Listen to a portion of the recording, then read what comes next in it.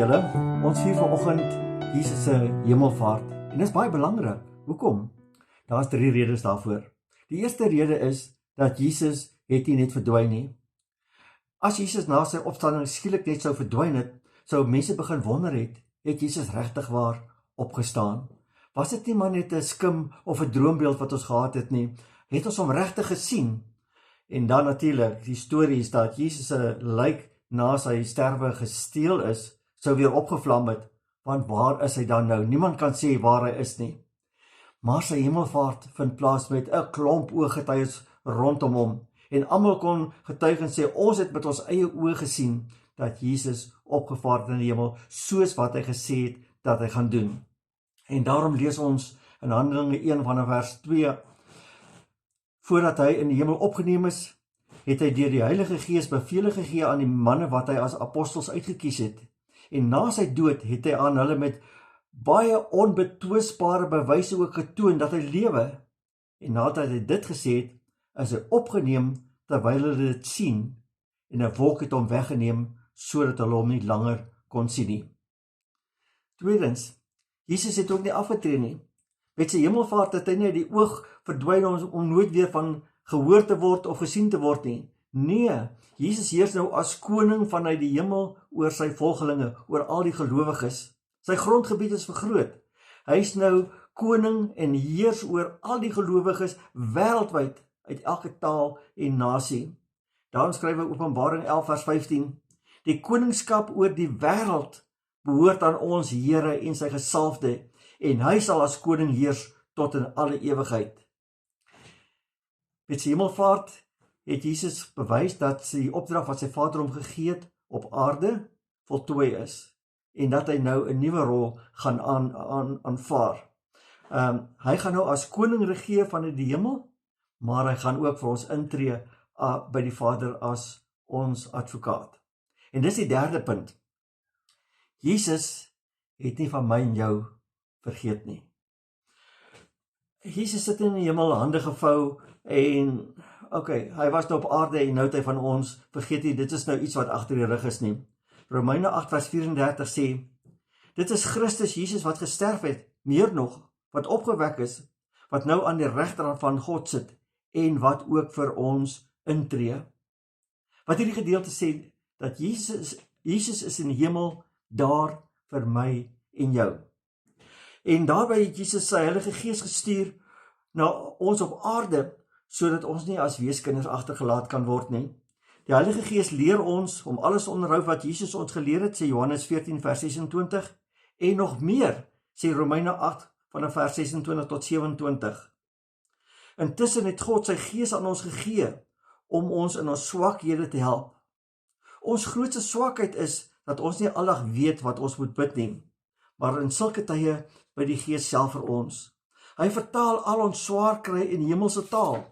Hy sug en kla namens ons daar by God. En omdat God die Heilige Gees ons deur en deur ken, weet hy presies hoekom sy Gees so ernstig vir ons bid.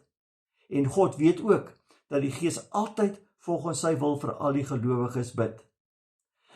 Kyk net hoe dra God drie-enig ons belange op die hart. Die Heilige Gees dra ons nood op aarde op na die hemel wanneer ons swak is en nie weet hoe om te bid nie. Want daar is tye wat ons nie weet wat om te bid nie.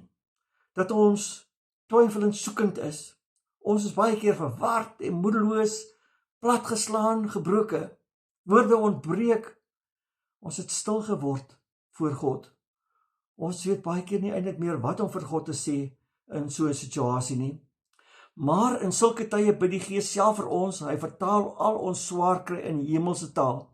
Hy gaan sug en kla namens ons daar by God, sê Romeine hoofstuk 8. En dan Jesus, hy tree vir ons in by die Vader. Hy kom staan in ons plek voor die Vader. Hy verteenwoordig ons daar. En hy kom en verseker God die Vader, hy wat Jesus is, het ook vir my en vir jou gesterf. Hy kom verseker die Vader, dat ek en jy deur sy bloed skoon gewas is. En daarom het ons vrye toegang tot die Vader deur Jesus. En wanneer ons te skaam is dalk, om voor God te verskyn in gebed, sondes wat ons aankla, mislukkings wat ons laat wegkruip, klein geloof wat ons gebede laat opdroog, dan kom Jesus en hy verdedig ons saak voor God.